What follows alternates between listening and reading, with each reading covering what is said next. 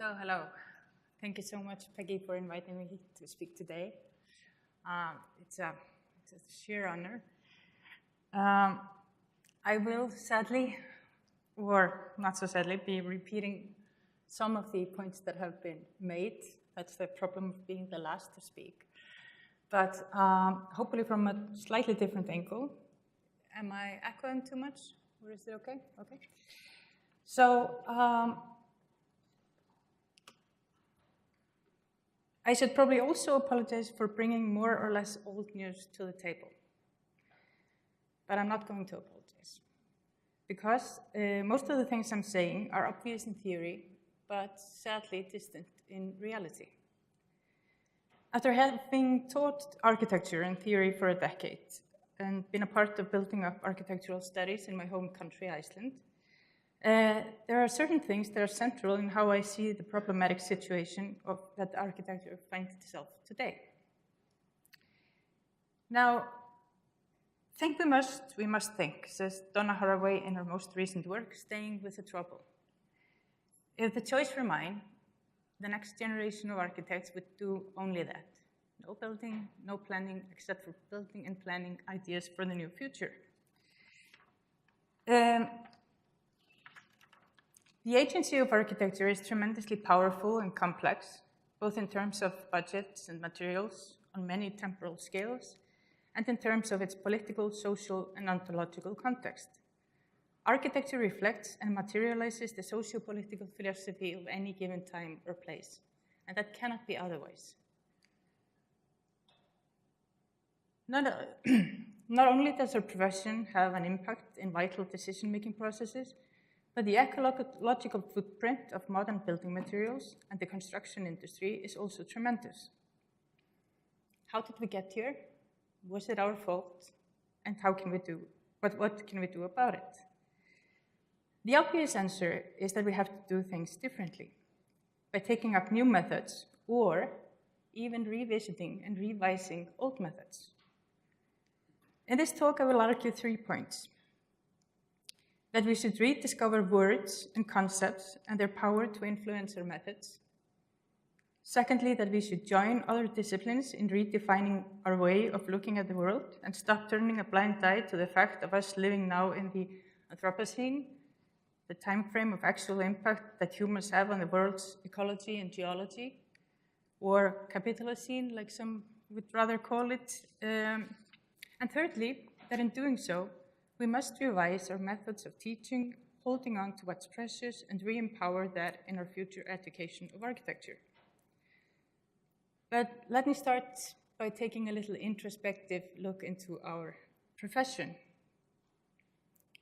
In his book, In the Scheme of Things, Thomas R. Fisher wrote, I quote, "There once was a troubled profession.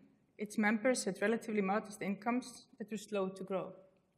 Its schools focused on the art of the discipline with relatively little time or money spent on research. And competitors from other fields made inroads into the traditional areas of practice, offering clients greater convenience and speed," unquote. Now, this probably sounds a little familiar, but he was not talking about architecture today, but actually medicine in the latter part of the 19th century. The medical profession's answer to this problem was the university hospital, a melting pot in which students can get experience under the guidance of working practitioners, who in turn get new scientific results from researchers in exchange for their experience out in the field, and both benefit from the young blood of students demanding new ways of viewing and treating the world. Now, architecture as a profession, such as medicine, law, and priesthood, consists of people who are specially trained to see the world from a certain standpoint for the good of society and act from there.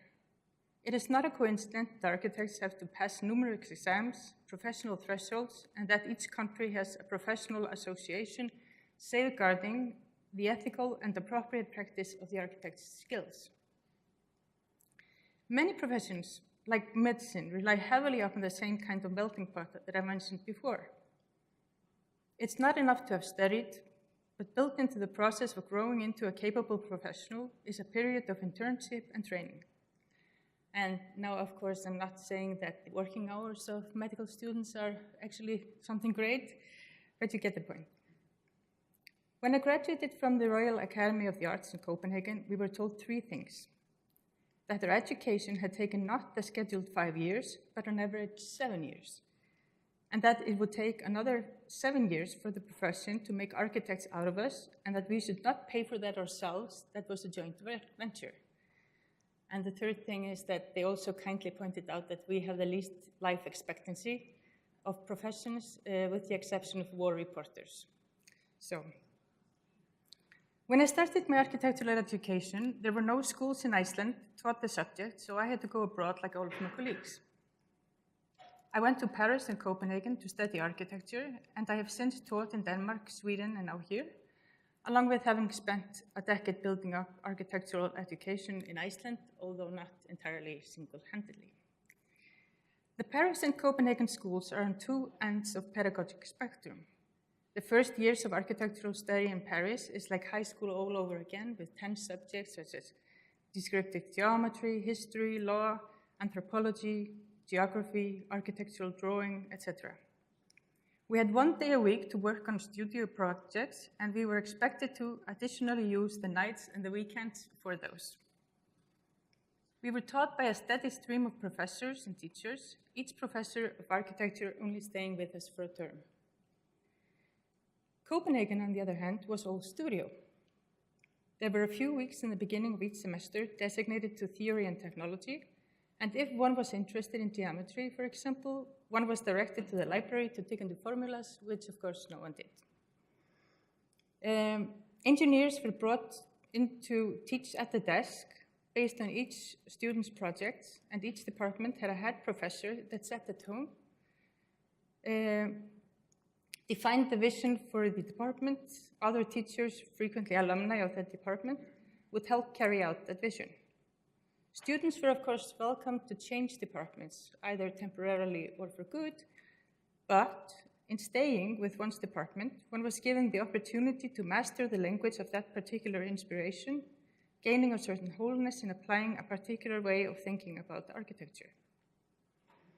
Now, I would propose a revisit to two words that we use but might have forgot what encompass. These two words and gestures are central in the thought in architecture of tomorrow, I think. I suspect we all agree that on the fragile situation the world presently finds itself in, the gaze of theory is increasingly turning towards the grave situation, especially in the case of critical and feminist studies that investigate in the context of the Anthropocene the era of the human effect on the world. I think it would be wise to join them. Now, we are in the business of making, in the business of poiesis, if you will. By looking at the etymology of the word poiesis, originating from Greek, we find that poiesis means to make, very much in the Heideggerian use of the concept, which we could explain by this. This word, the root of our modern poetry, was first a verb, an action that transforms and continues the world, very specifically. Never a merely technologic or romantic gesture, poetic work reconciles thought with matter and person in the world. In order to really reconcile thought with matter and time, we have to care as participants in society. And sadly, that has not been the forte of architectural agencies since the time of the great architectural manifestos in the former part of the 20th century.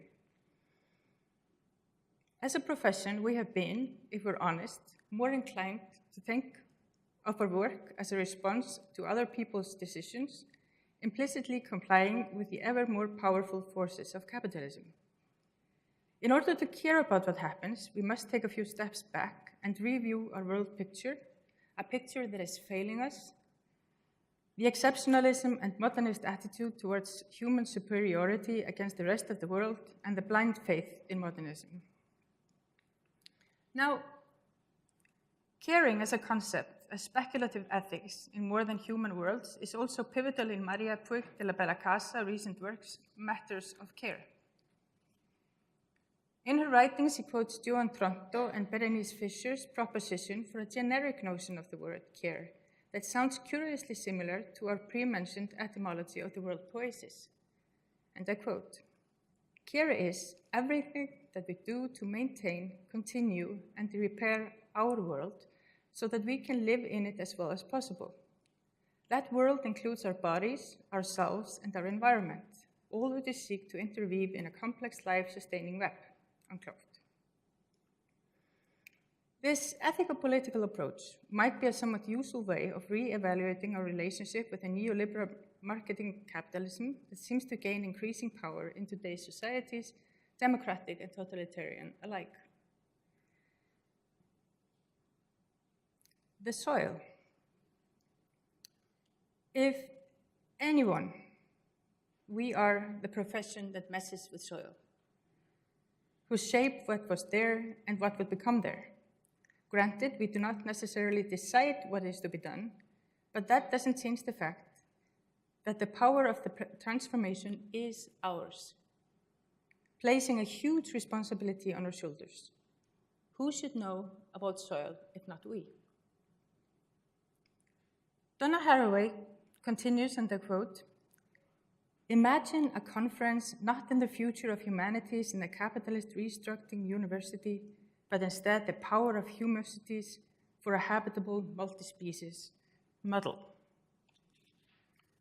The questioning of the Anthropocene and the shifting of our gaze towards multiple temporalities of multiple species cohabiting the world seems to be opening up ways to stay with the trouble, in the words of Donna J. Haraway. In her new book by the same name, she proposes ways and methods to do exactly this. Donna Haraway suggests a new take on the Anthropocene, which involves living in sympoiesis with other species, as well as the objects and temporalities of the material world, grieving with them, living and dying well. To become responsible, or in her words, response-able, to enhance situated thinking and movement in complexity, Haraway proposes a positive take on the matter, the Chulocene, translating to making with rather than self-making.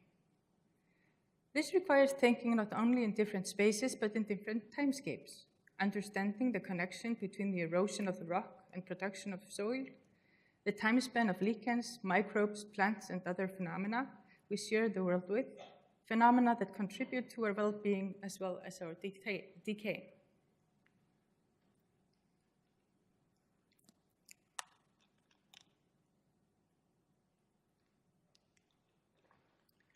Democracy. Another central concept is that of democracy. In her writing, The Democratic Paradox, Belgian political philosopher Chantal Mouffe addresses this problem in broader terms. She criticizes thinkers like Habermas and Rawls for trying throughout the 20th century to reconcile the capitalism and the democratic realm. According to Mouffe, the market seems to be an inevitable parallel form of human consensus in democracy. But make no mistakes, these are very different consensuses that are framed by different rules. Mouffe claims that the driving force of a democratic society should not be the invisible hand of the market, but that it should be the desire of the subject.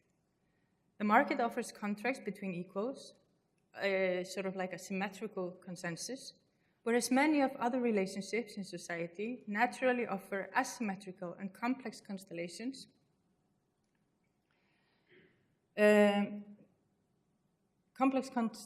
important for culture to thrive. And one of them is academia. Certainly, in a transparent and functioning democracy, places like academia are built on equality. There should be transparency about who gets accepted into institutions and how, on some kind of equal terms. There should be a clear set of rules on the inside between faculty members, This type of relationship is sometimes considered one of the purest forms of democracy, in theory at least. But the relationship between a teacher and a student is not equal. Academia provides a safe haven, upholstered and enclosed for students to mature and to find strength to march on afterwards. They have to be able to feel vulnerable and to make mistakes in order to truly discover their own strengths and desires. For this to be possible, a relationship built on trust must be formed between a student and the teacher, and the teacher has responsibilities to the student that the student does not have to her or his teacher. Are we creating this type of environment in today's academia, or have we succumbed to the capitalist rules of the marketplace? Have we lost our ways in in today's teaching methods, here in the context of architecture in particular? And now to the hot topic, the master and the disciple.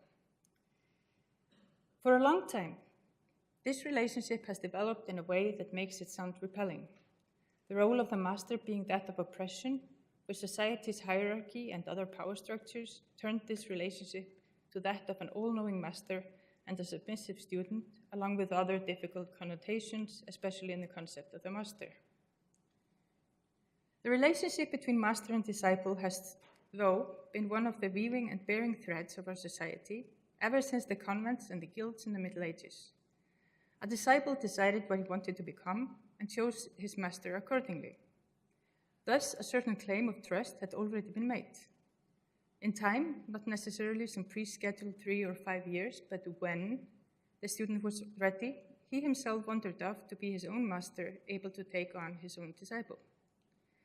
Many would claim that the relationship is mutually beneficial. The experience of the master runs down to his disciple, who in turn vitalizes his master with his youth and fresh views. Are we sure that there was not something inherently valuable in the master-disciple relationship? Is the modernist teaching method the right answer? In many schools of architecture, there are way too many students per teacher. Theory and technology are often taught separately from the studio, with one teacher lecturing over a crowd of students, not because it benefits the subject, but it is more economical. I should comment on the studio teaching as well. In most cases, there's a stream of teachers flowing against a stream of students without the possibility of anyone knowing anyone thoroughly enough to really get into the depths of the student's DNA of ability. Thus, the student is left responsible for his or her own growth and not the teacher. And then there's the neoliberal model, the turning of education into a marketplace where knowledge is treated as commodity, sold by teachers and schools to the consumers, the students. I mean, how does this make sense? And why, when we are one of the few disciplines that still, at least to some degree, relies on this intimate transfer of knowledge that we have in the studios, do we feel the need to change it? In some ways, of course, change has been necessary. We have, for example, moved away from the idea of the master as the male catalyst, or at least we're trying, surrounded by admirers and disciples, which is in many ways a positive development. The Danish philosopher Kierkegaard already criticized this one-way teaching method in his days in the 19th century. His criticism was turned against the oppression and upheaval of masters, defeating our implementations of ideas and postulated truth. By quoting the Greek thinker Clamachus, he pointed out that already in the days of Socrates, thinkers had acknowledged that the wisdom was within us all. Therefore, mediation and teaching should be much rather looked upon as a mutual gift between master and disciple, teacher and student, a joint journey where they are, at least for the time being, traveling together. The role of the teacher or the master is therefore more like the role of the midwife, not to form ideas or mediate truth, but to be present, to facilitate the birth of students' own ideas, and allow her or him to gain knowledge about her or his own strengths and nature. Many of the thinkers in the fields of critical theory, and certainly today's feminist theory, support this, and I could name Donna Haraway, Karen Barad, or Lucy Regaret, just to name few. This age-old knowledge tells us the obvious, that to strengthen democratic teaching, by wanting to proceed further and wider, the answer lies in education built on critical discourse, engagement, and care. Becoming an architect, I think we can all agree, does not take place within the confined 5 years of study.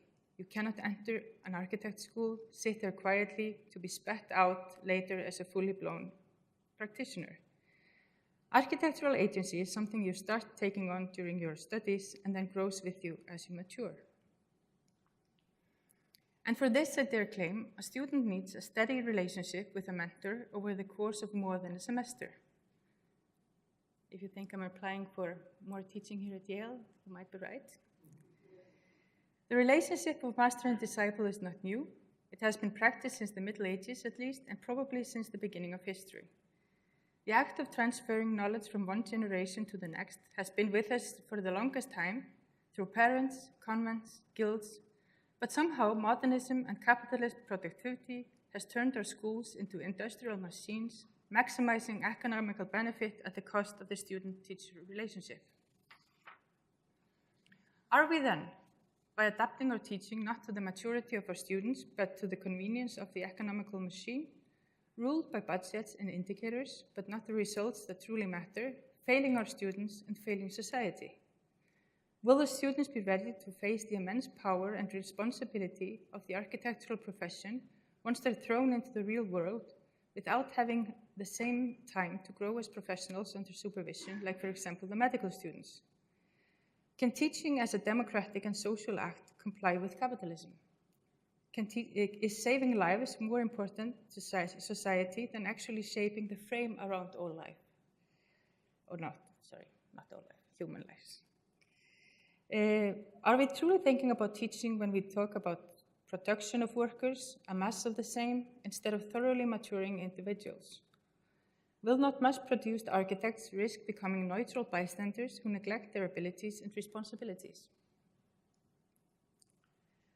There is no such thing as being objective in the political or social context, nor was there ever. We desperately need many different types of architectural agency, practitioners, researchers, and new students with new blood and new levels of criticism. Being able to choose your way of studying according to your instincts can result in a broad spectrum of strong and mature architects.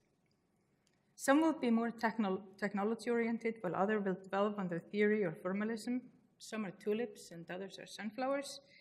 Their voices might and should be different, as well as their desires, their intuition matured, and they will be more fit to fight for themselves and their values. To conclude, I think that if we really intend to make architecture better in dealing with the present and future challenges of the world, we have to turn from the model of modernist teaching. We have to know why we make and care about what we know. Slower and more attentive teaching methods are admittedly less financially economical, but more student-based teaching will enhance the students' abilities as well as their capacity to take on responsibilities. Now, it is not possible to make a tulip grow faster by pulling it out of the ground. And the tulip makes for a poor sunflower. But if the soil is good, then nourished and cared for, both will grow to blossom in a way that makes sense for them and for them to make sense. Thank you.